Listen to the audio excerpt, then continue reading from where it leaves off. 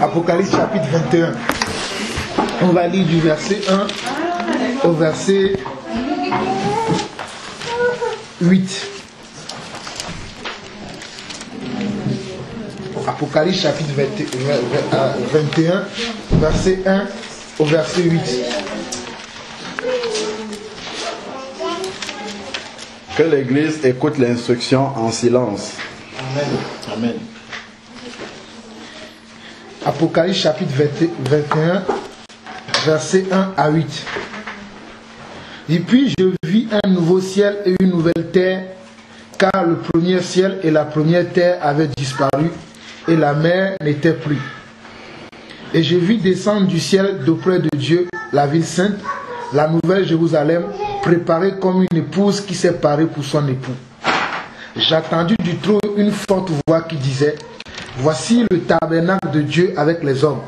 Il habitera avec eux, et il sera son peuple, et Dieu lui-même sera avec eux.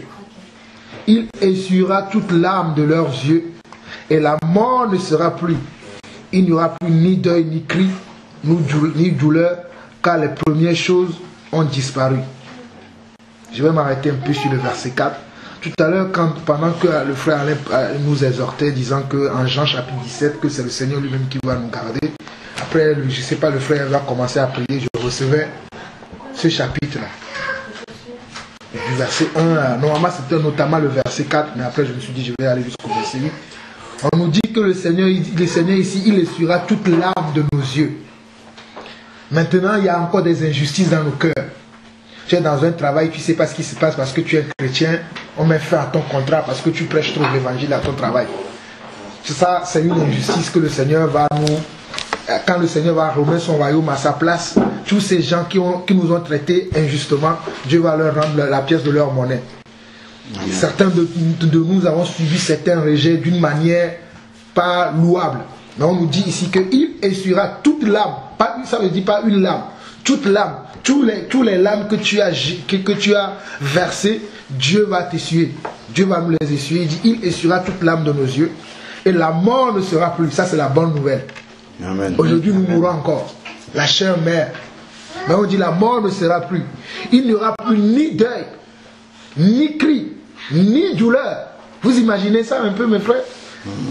Car les premières choses auront disparu. Amen. Mais il y a une condition pour vivre ça. Dieu nous encourage avec ça. Mais il y a aussi une condition. J'y vais vers la condition. Il dit, celui qui était assis sur le trône dit, voici je fais toutes choses nouvelles. Et il dit, écris car ces paroles sont certaines et véritables. Quand Dieu dit écris, et il te dit encore, c'est certain et véritable, ça veut dire que, comme les Anglais disent, beware. Tu dois faire vraiment extrêmement attention parce que c'est très important ce qu'il dit. Et il me dit, c'est fait. Je suis l'alpha et l'oméga, le commencement et la fin.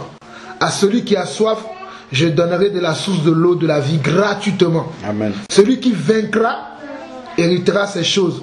Je serai son Dieu et il sera mon fils. On comprend qu'il faut vaincre.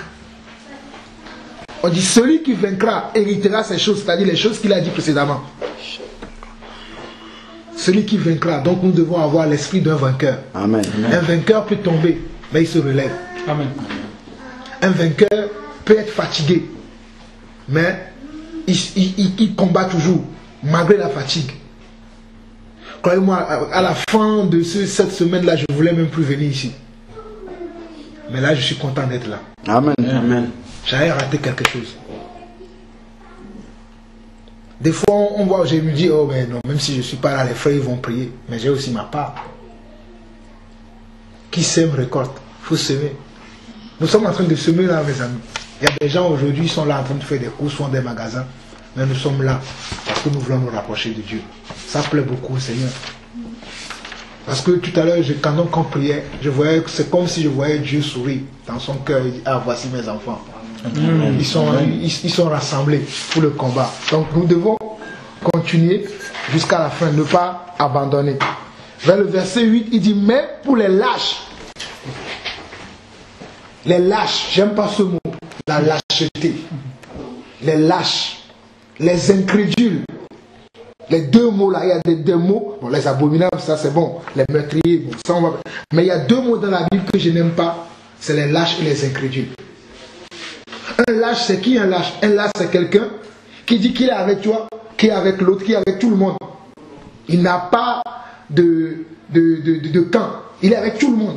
C'est un hypocrite. Il est avec Allah. Après, tu le vois, il est avec les catholiques. Il sort de là-bas avec les témoins. Oh non, moi je suis ami de tout le monde.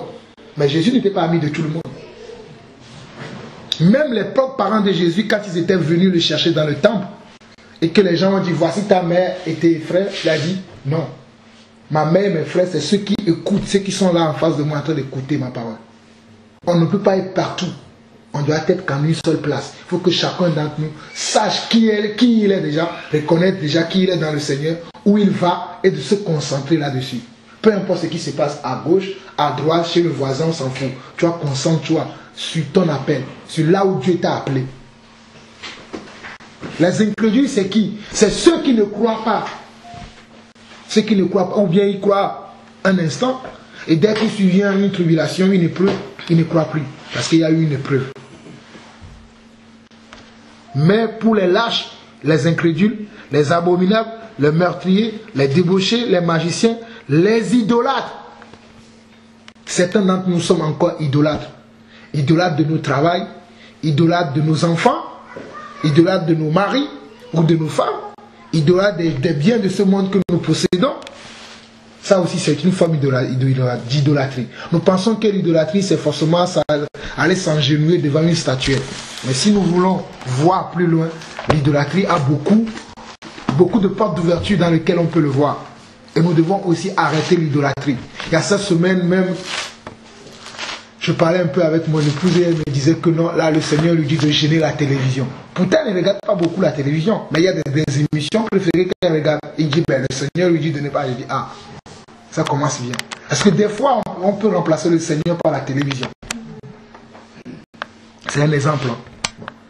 Et tous les menteurs, leur part sera dans les temps de feu et de souffle, ce qui est la seconde mort. Souvent, j'ai l'habitude de chanter, je ne mourrai pas, la seconde mort, ma vie est cachée en Jésus. Pour que ta vie soit véritablement cachée en Jésus, il faut que tu comprennes le verset 7. Tu dois vaincre. Tu dois vaincre. Il faut que chacun d'entre nous mémorise ça dans sa tête maintenant. Je suis un vainqueur et non un vaincu. Un vaincu, c'est quelqu'un qui laisse les choses arriver sans jamais prendre le devant. Voir comment est-ce que je peux résoudre, comment est-ce que je peux changer les choses, comment est-ce que je peux améliorer les choses. Mais le vaincu, il se laisse et de toute façon, je suis déjà vaincu. C'est pas grave, advienne que pourra. Mais advienne que pourra, tu vas te retrouver là avec les lâches. Mais quand tu as l'esprit de vainqueur, même si tu es à terre, tu réfléchis à la stratégie que tu vas utiliser pour te lever, pour ne plus tomber. Regardez les joueurs du football. Ils s'entraînent tous les jours pour savoir comment, quand ils seront dans un match, comment ils vont marquer le but. Et c'est comme ça que nous aussi, nous devons nous voir. S'entraîner tous les jours. Et Dieu permet qu'il y ait des épreuves pour voir si nous sommes des vainqueurs ou des vaincus. Regardez, Joseph. Hier, je regardais maintenant encore le film de Joseph. Je l'ai regardé 2 ou 3 fois parce que je voulais m'inspirer un peu. Joseph a été plusieurs fois atteint. Humilié même. Je ne sais pas si vous imaginez l'humiliation que Joseph a eue. Si vous regardez un peu tes propres frères. D'abord, ils veulent te tuer. Après, ils te vendent. Je ne sais pas comment tu peux vivre ça. Tes propres frères. Mais il ne s'est pas avoué vaincu. Il avait toujours confiance en son Dieu. Au moment convenable, Dieu a élevé sa tête. Cela ne veut pas dire que quand tu es dans une situation, tu vas rester dans cette situation-là. Ce n'est que passagère. Quelle est ta foi? Quel est ton cœur pendant que tu es dans cette situation? Est-ce que tu seras celui qui vaincra, héritera ces choses, je serai son Dieu, il sera mon fils? Ou bien tu seras celui qui est vaincu, qui sera avec les lâches et les idolâtres? Un lâche, c'est que quand il tombe, il est content d'être tombé, dit d'ailleurs. C'est comme les deux serviteurs à qui le Seigneur avait remis de l'argent pour les faire fructifier. Il y en a un qui a fructifié. Ben, c'était 3. Le troisième, lui, il a caché son talent. Parce que c'est un lâche. Il ne veut rien faire. Il veut que tout lui descende. Il dit à 100 mètres, je sais que tu es un mauvais maître, que tout ce que je ferai ne te plairait pas. C'est pour ça que j'ai gardé l'argent. C'est un lâche. Certains d'entre nous avons encore un peu de ce côté-là en nous. Sortons de notre cocon, sortons de notre confort. Allons à la... Même si des fois ça fait mal. Cette semaine, je parlais avec mes frères. J'avais un peu mal par rapport à certaines choses que nous avons vécues avec les frères et sœurs un peu partout. Mais le Seigneur me disait, ne sois pas atteint, parce que ta vie sera comme ça. Lève-toi, combat le bon combat de la foi. Parce que ça, c'est l'ennemi qui fait ça pour qu'on soit atteint. Pour dire, ah bon, c'est bon, je ferme ma Bible, je reste chez moi tout seul. Mais comment tu peux vivre ta vie tout seul? Tu ne peux pas. Tu as besoin de A, B, C ou D. Donc, selon cette parole que Dieu nous donne, soyons des vainqueurs et non pas des vaincus. Que le Seigneur vous bénisse. Amen. Amen. Amen. Amen. Je vais ajouter quelques versets. N'oublions pas qu'on a allé. Oh, oui.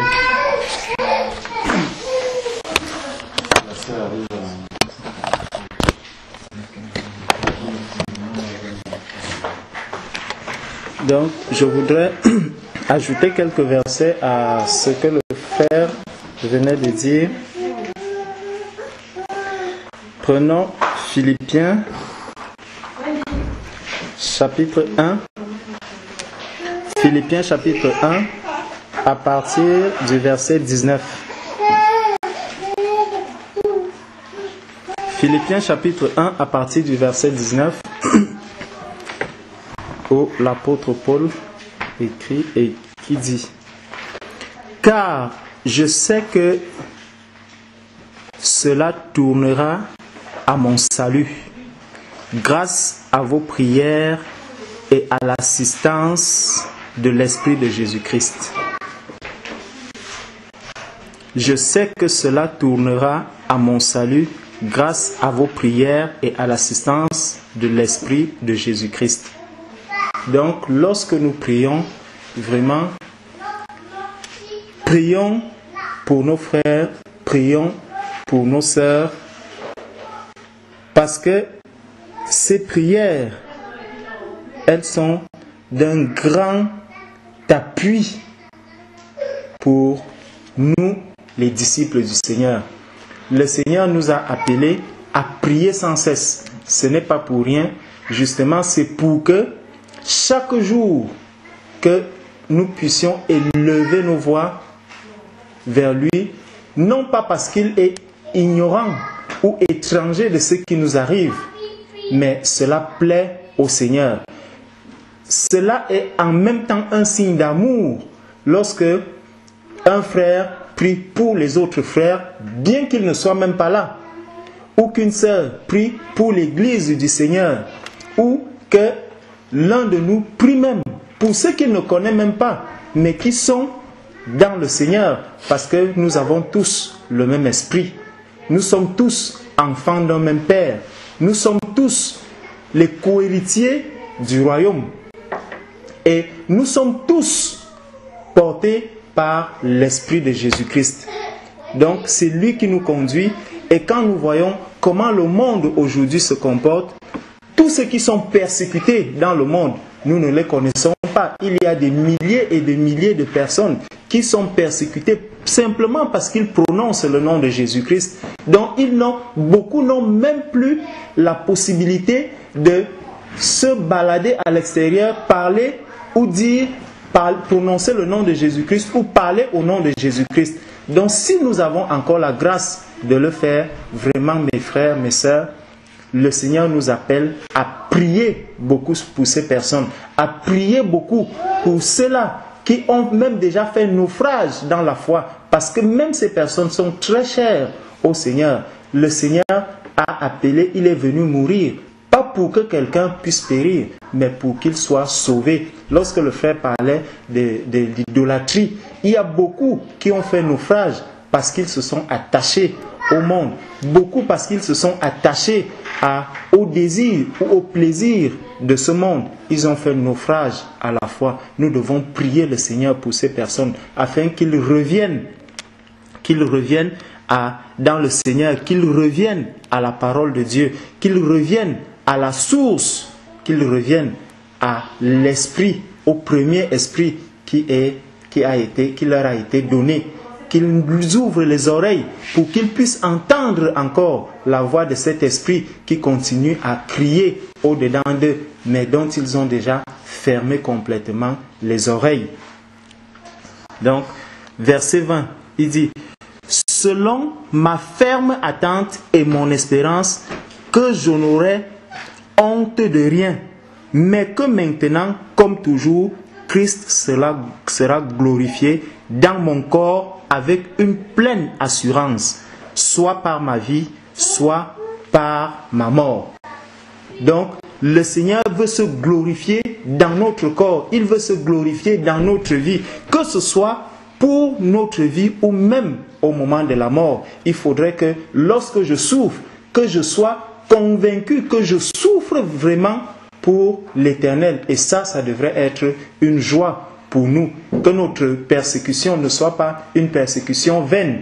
Que nous ne soyons pas simplement en train de dire je suis persécuté, je connais des tribulations, alors que je connais ces tribulations parce que je suis en train de pécher ou parce que je suis en train d'accomplir les œuvres du monde. Mais si je suis persécuté pour le nom de Jésus, alors cela glorifie le nom de Jésus.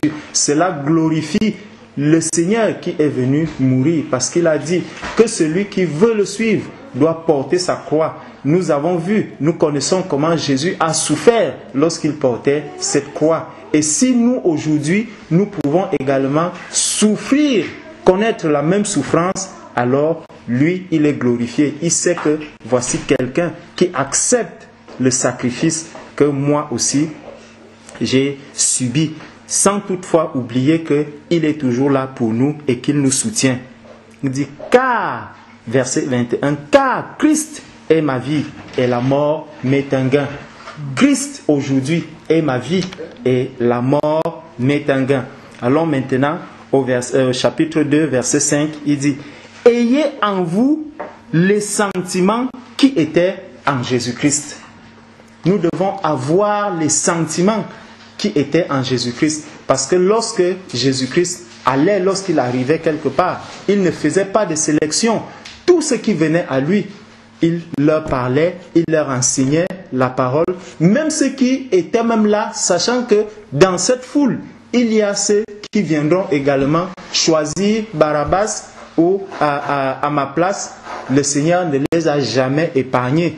Il ne les a jamais écartés lorsqu'il donnait ses enseignements ou lorsqu'il nourrissait même les foules. Peut-être ces personnes se trouvaient à l'intérieur, mais le Seigneur n'a jamais fait de distinction.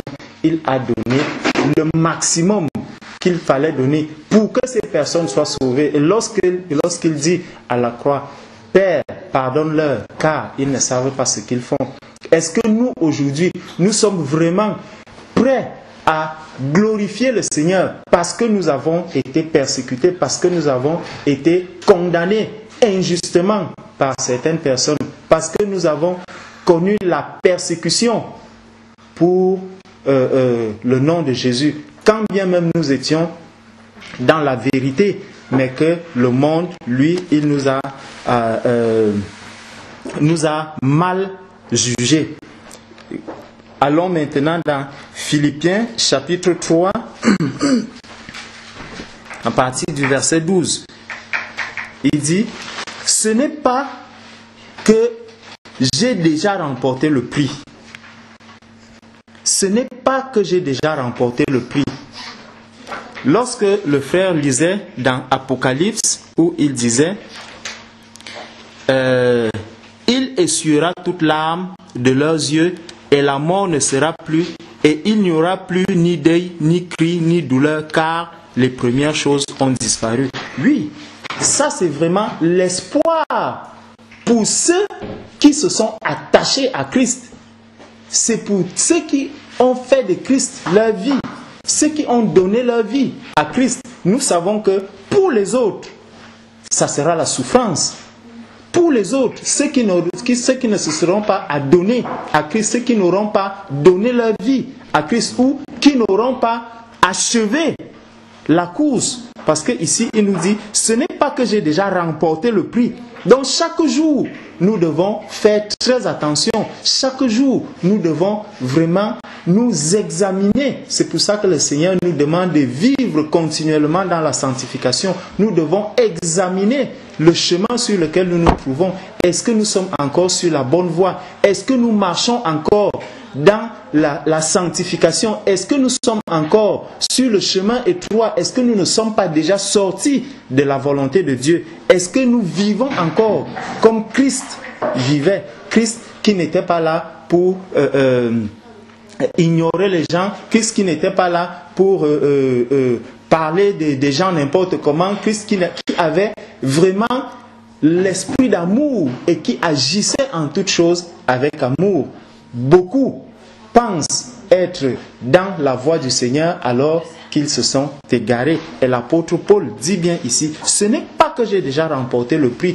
Personne n'est sûr d'avoir déjà remporté le prix ou que j'ai déjà atteint la perfection, mais je cours pour tâcher de le saisir. S'il court pour tâcher de le saisir, ça veut dire que devant lui, il voit bien la perfection qui est devant lui et il court vers cette perfection. Et chaque jour, parce que quand tu cours vers un but, si tu détournes ton regard, tu risques de sortir du chemin sur lequel tu étais placé.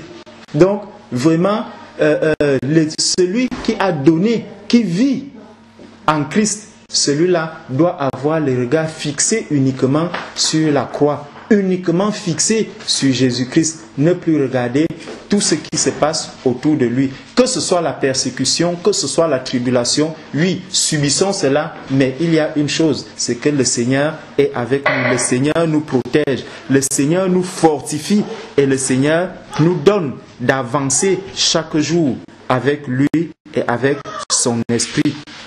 Dit, mais je cours pour tâcher de le saisir, puisque moi aussi, j'ai été saisi par Jésus-Christ.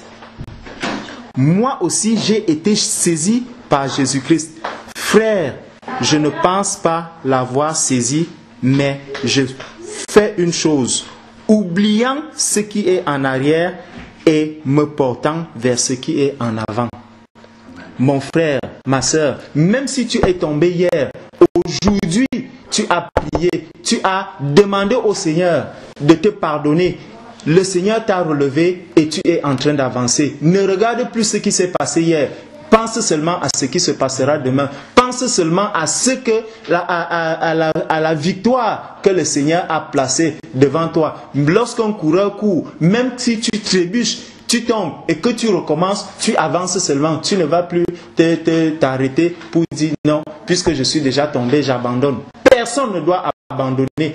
Nous devons tous avancer et tous nous soutenir les uns les autres pour que le but qui est devant nous, c'est la victoire. Parce que le jour où le Seigneur viendra chercher ton église, tu oublieras toute la souffrance que tu as subie, toutes les humiliations que tu as subies, toutes les tribulations que tu as subies. Cela n'existera plus en toi. Ta pensée sera complètement nettoyée, elle sera complètement effacée et tu reviendras quelqu'un de nouveau. Même pas ce que le monde peut nous dire aujourd'hui. Oui, tu as changé. Là, ça sera vraiment le vrai changement. Le Seigneur fera de nous des êtres nouveaux, des êtres qui auront totalement, le Seigneur dit, le royaume des cieux et appartient à ceux qui ont le cœur comme les petits-enfants. Le petit-enfant n'a pas de souci. Si aujourd'hui on dit à quelqu'un que non, là où tu vis là, vie est le cœur d'un tout petit enfant, c'est quelque chose de très difficile. Mais le Seigneur nous dit que le royaume des cieux appartient à ceux qui ont le cœur comme les petits enfants. Donc ça veut dire, lorsque nous allons nous retrouver dans ce royaume, vraiment tu n'auras pas besoin de quoi que ce soit. Un petit enfant, même si tu tapes sur lui, il ne sent rien. Et pour lui, même si, dès qu'il finit de pleurer, tu le reprends, tu l'amènes vers toi, il revient. Donc notre mémoire est complètement renouvelée, régénérée. Nous devenons des êtres vraiment extraordinaires. Nous ne sommes plus ce que nous sommes dans ce monde aujourd'hui. Et le Seigneur nous prépare à cela. Et cela, nous devons savoir que c'est ça le plus important pour nous. Ce n'est plus ce qui se trouve dans cette chair, dans cette terre, dans ce monde. Il dit, frère, je ne pense pas l'avoir saisi, mais je fais une chose, oubliant ce qui est en arrière et me portant vers ce qui est en avant. Je cours vers le but pour remporter le prix de la vocation céleste de Dieu en Jésus-Christ.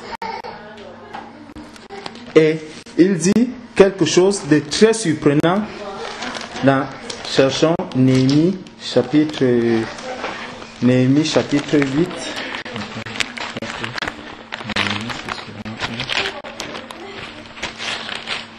Néhémie, c'est souvent dans Néhémie chapitre 8.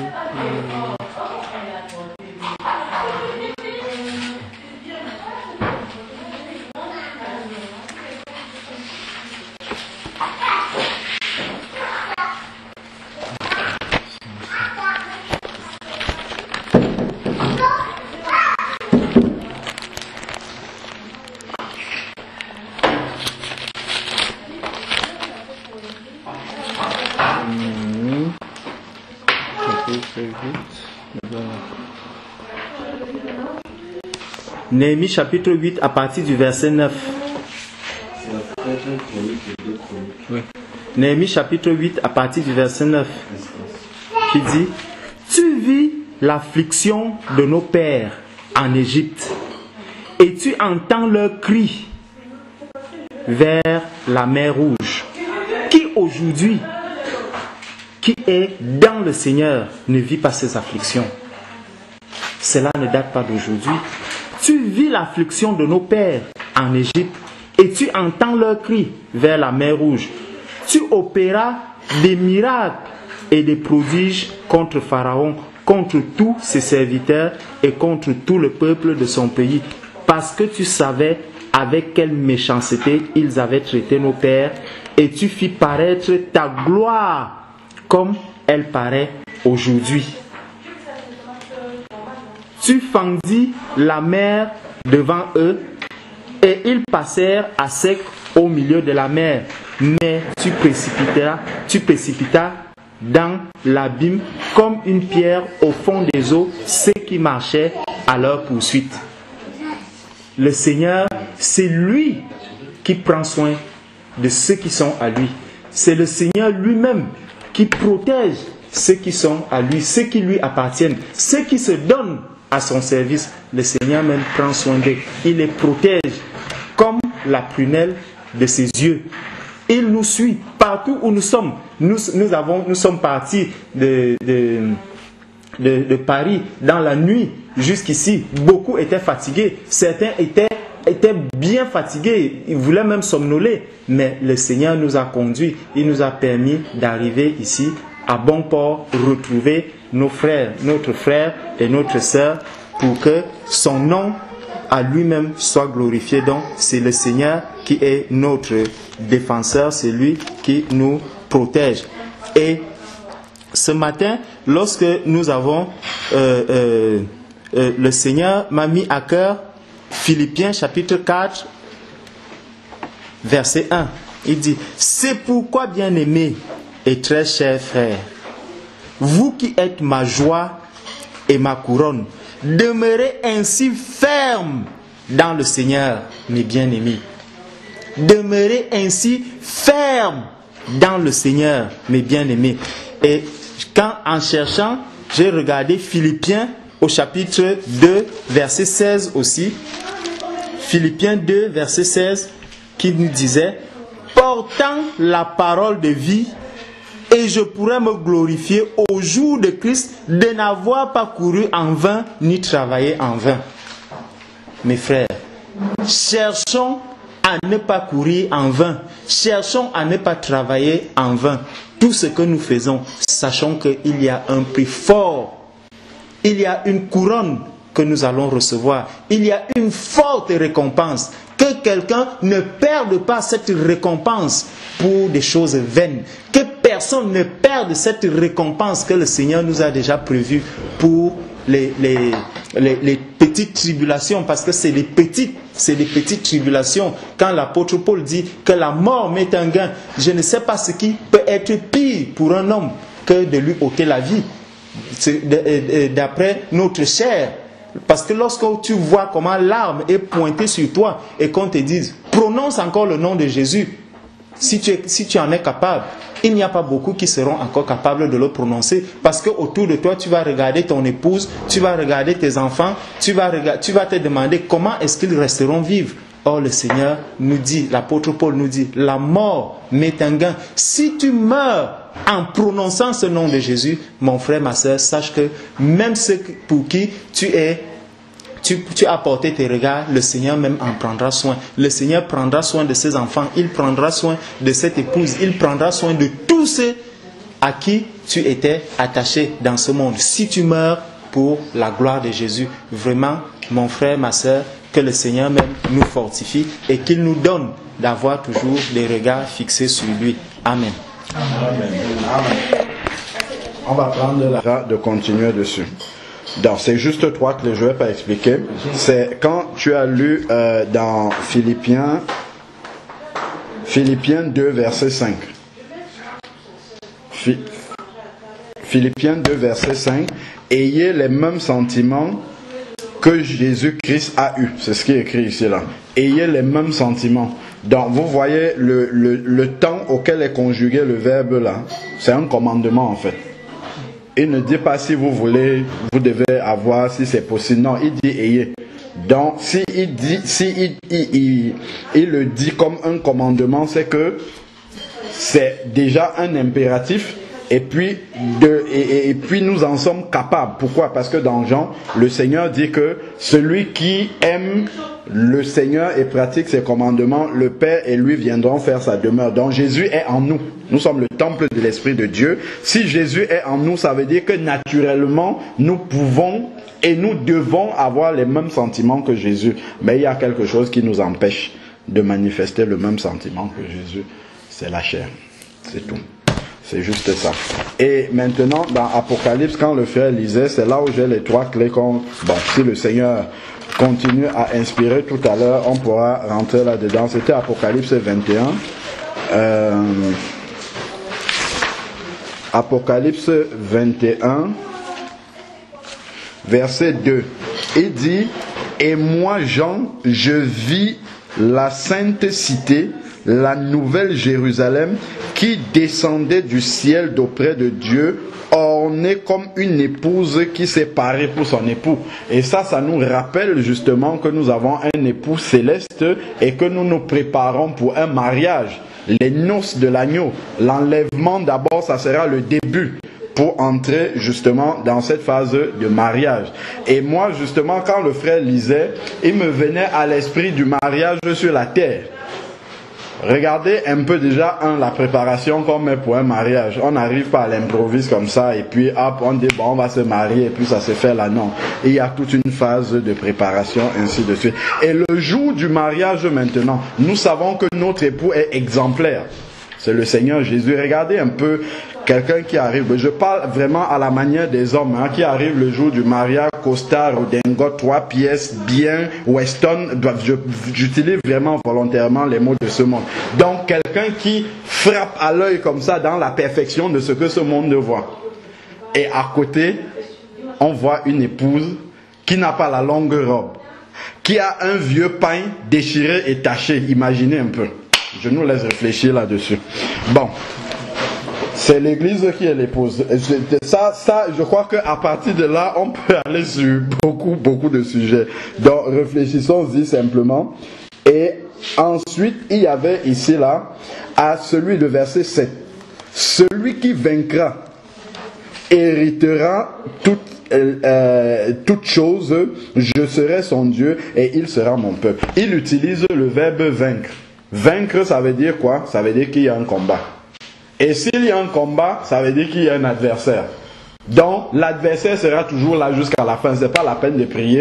pour dire Dieu enchaîne le diable. Non, ça sera à la fin des 1000 ans là-bas que le diable sera enchaîné. Donc le diable même participe à notre sanctification. C'est à nous maintenant de résister, comme le Seigneur le dit, à combattre le bon combat, utiliser la stratégie que le Seigneur nous donne pour faire face au diable et qu'il ne nous empêche pas de marcher, parce qu'il sera toujours là.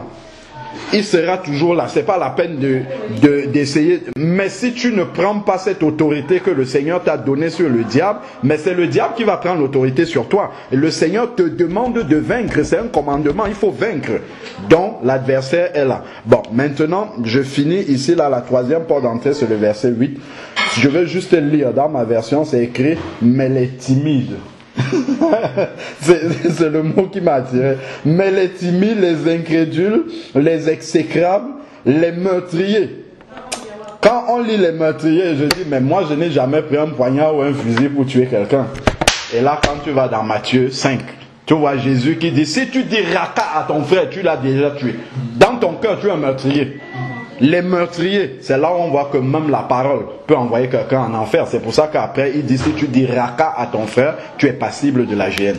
C'est à ce stade, c'est jusqu'à ce point-là que notre sanctification dans les détails doit être pratique. Et tout ça constitue justement cette belle longue robe-là qui va pouvoir se mettre à côté de celui qui a la redingote 3 pièces avec la Weston. Pour nous amener vraiment à nous imaginer. C'est tout dans ces détails-là. Donc si on n'est pas au clair dans tous ces détails-là, ça fait autant de tâches sur notre pagne, ainsi de suite. C'est pour ça qu'il parle du vêtement, le fin lin. Voilà, le fin lin, c'est des œuvres bonnes de ceux qui ont été appelés. Amen. Je ne veux pas trop m'étendre, sinon je peux aller. Un petit bout pour aller dans le même sens. Hein, parce que quand ces frères parlaient, il m'est venu ce texte parce que ce que tu disais est très important. On voit que le Seigneur, quand il écrit aux 7 églises, amen, les mêmes mots reviennent à chaque fois. Celui qui vaincra à chaque fois, celui qui vaincra. Et il y a quelque chose dans l'avant-dernière église qui est très important. Là-dedans, il nous fait comprendre que nous avons une couronne. Tu parlais tout à l'heure de couronne. Et il dit, afin qu'on ne te ravisse pas ta couronne. Donc on va lire ça. Donc c'est Apocalypse 3. Apocalypse 3 au verset 7. À partir du verset 7. Qu'est-ce qu'il dit? Écrit à l'ange de l'église de Philadelphie. Voici ce que dit le Saint, le véritable, celui qui a les clés de David, celui qui ouvre et personne ne ferme, celui qui ferme et personne n'ouvrira. Je connais tes œuvres. Voici, parce que tu as peu de puissance et que tu as gardé ma parole et que tu n'as pas régné mon nom. J'ai mis devant toi une porte ouverte que personne ne peut fermer.